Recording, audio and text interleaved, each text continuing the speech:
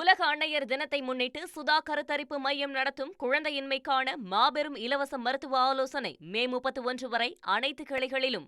மாமல்லபுரம் அடுத்த திருவிடந்தை பகுதியில் நடைபெறும் சித்திரை முழு நிலவு வன்னியர் இளைஞர் எழுச்சி பெருவிழா மாநாட்டிற்கு வருகை தந்துள்ள பாமக தலைவர் அன்புமணி ராமதாசுக்கு உற்சாக வரவேற்பு அளிக்கப்படுகிறது. இந்த காட்சிகளை முதலில் பார்ப்போம்.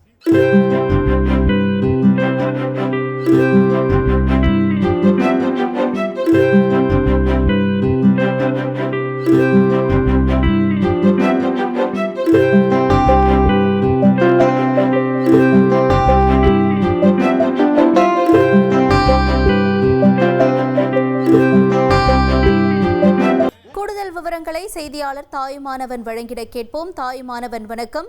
இங்க பாமக தலைவர் அன்புமணி ராமதாஸ் அவர்கள் வருகை தந்திருக்கக்கூடிய நிலையில அங்க இருக்கக்கூடிய சூழல் என்னவாக இருக்கிறது? விவரங்களை பதிவு செய்யுங்க.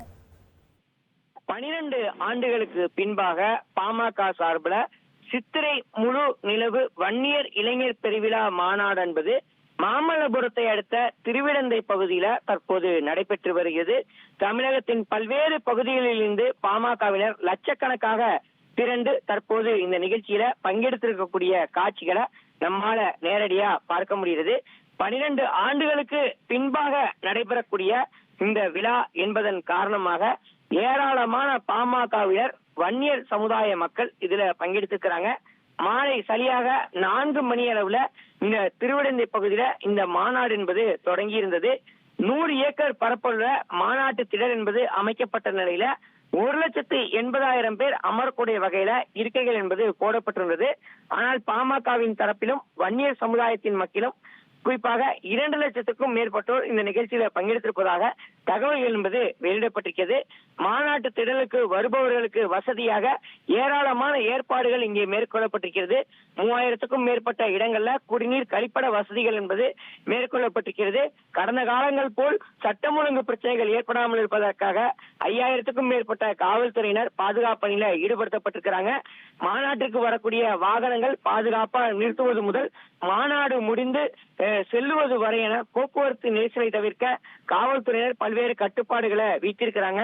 கடலூர், விழுப்புரம், நாகை, மயிலாடுதுறை, புதுச்சேரி உள்ளிட்ட பல்வேறு பகுதியிலிருந்து மாநாட்டுக்கு வருபவர்கள் ஈசிஆர் சாலை வழியாக அல்லாமல் ஜிஎஸ்டி சாலை வழியாக மட்டுமே வருவதற்கான ஏற்பாடு என்பது மேற்கொள்ளப்பட்டிருக்கிறது.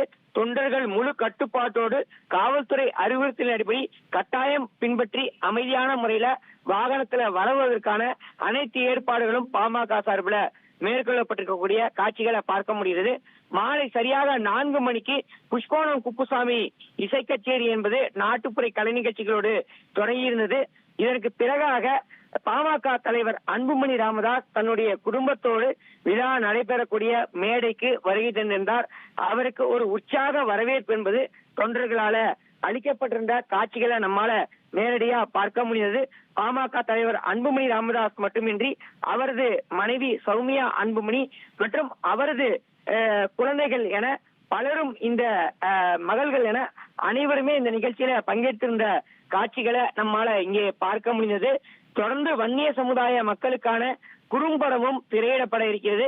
பாமக நிறுவனர் ராமதாஸை பொறுத்த மட்டில் சரியாக மாலை 6:10 மணி அளவுல மாநாட்டு திடலுக்கு வருகை தருவார் என எதிர்பார்க்கப்படுகிறது. முன்னதாக இன்று மதியமே பாமக நிறுவனர் ராமதாஸ் மாமல்லபுரத்தில் இருக்கக்கூடிய தனியார் நட்சத்திர விடுதிக்கு வருகை தந்திருந்தார். தொடர்ந்து ஒவ்வொரு நிர்வாகிகளும் இந்த பகுதிக்கு கூடியிருக்கக்கூடிய காட்சிகளை பார்க்க முடிகிறது. குறிப்பாக பாமகவை சேர்ந்த மூத்த நிர்வாகிகள், பாமக தலைவராக இருக்கக்கூடிய அன்புமணி ராமதாஸ், பாமக கௌரவ தலைவராக இருக்கக்கூடிய ஜி.கே. மணி, அதே போல் முன்னாள் மத்திய அமைச்சர் உட்பட பலரும் இந்த நிகழ்ச்சியில பங்கெடுத்திருக்கிறாங்க. எம்எல்ஏக்கள், நிர்வாகிகள் என பலரும் இந்த நிகழ்ச்சியில பங்கெடுத்திருப்பதை பார்க்க முடிகிறது. மாநாட்டுல குறிப்பா தமிழ்நாட்டுல சாதிவாரி கணக்கெடுப்பு, வன்னியர்களுக்கான தனி இடஒதுக்கீடு, பெண்களுக்கான பாதுகாப்பு வழங்குதல், மதுவிலக்கு உள்ளிட்டவைகள் குறித்து தீர்மானமும் நிறைவேற்றப்பட இருப்பதாக தகவல்கள் வெளியாகி இருக்கிறது. தகவல்களுக்கு நன்றி தாயுமானவன். உலக அன்னையர் தினத்தை முன்னிட்டு சுதா கருத்தரிப்பு மையம் நடத்தும் குழந்தையின்மைக்கான மாபெரும் இலவச மருத்துவ ஆலோசனை மே 31 வரை அனைத்து கிளைகளிலும்.